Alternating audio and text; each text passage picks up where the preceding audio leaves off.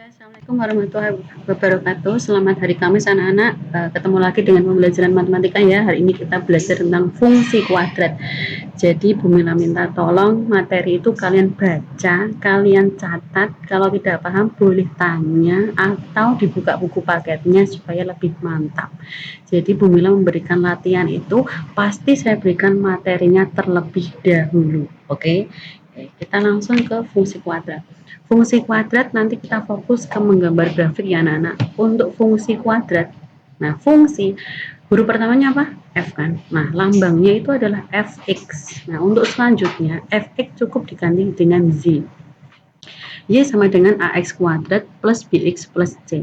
Nah ax kuadrat plus bx plus c di sini adalah sudah kalian pelajari waktu di subbab kemarin, yaitu persamaan kuadrat. Jadi ini hanya kelanjutannya dan kita lebih fokus bagaimana menggambar grafiknya. Ingat ya, fx untuk selanjutnya kita ganti dengan z.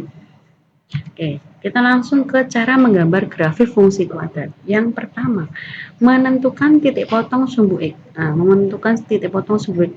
Kalau memotong sumbu X, apanya yang 0? Z-nya yang 0. Kalau memotong sumbu Z, X-nya yang 0. Jadi ini seperti apa ya? Tertukar seperti itu. Kalian bisa menghafalnya seperti itu ya.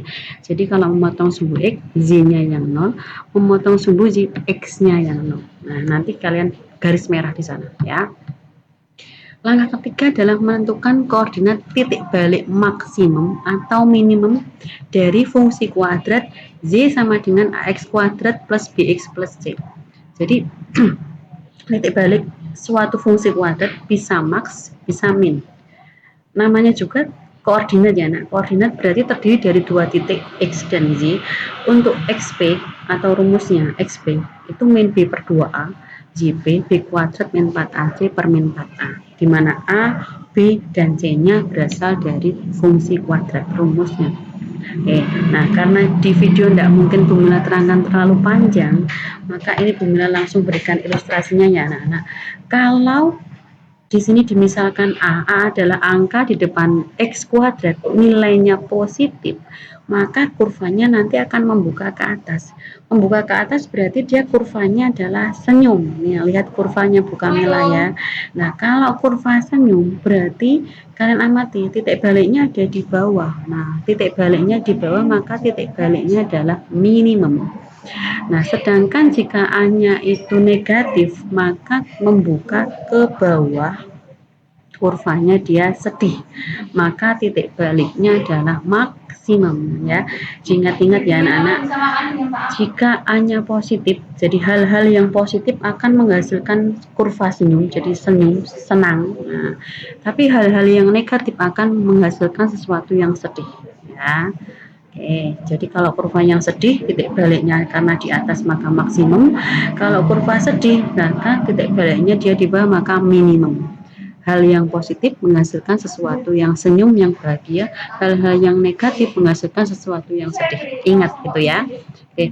Kemudian tahapan yang keempat adalah menentukan titik sebarang sebagai titik bantu.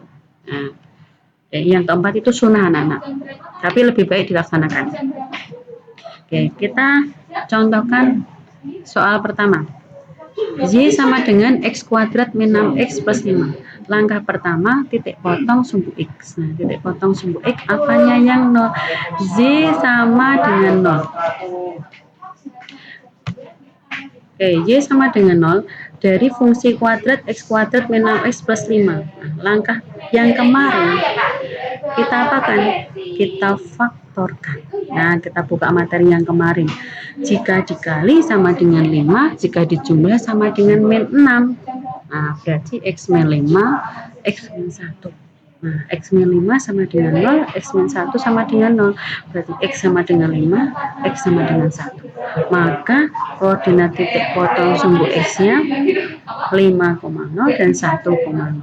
Karena Z-nya 0. Oke, tulis ya. Kemudian yang kedua, titik potong sumbu Z, maka X-nya yang 0. Tadi kan persamanya ini ya, nak. Karena X-nya 0, kita masukkan, kita substitusikan. Karena X kuadrat berarti 0 kuadrat, dikurangi 6 kali 0 tambah 5, berarti 5. Maka koordinat titik potong sumbu Z-nya, karena X-nya 0, maka 0,5.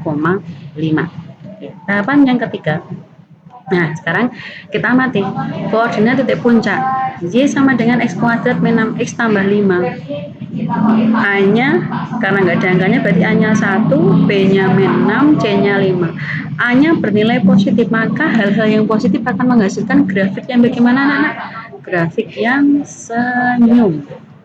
Dan titik baliknya atau titik puncaknya dia minimum. Nah, kita masukkan nilai XP-nya, ketemunya 3, kita masukkan nilai ZP-nya, ketemunya min 4, maka titik puncak minimumnya adalah 3, min 4.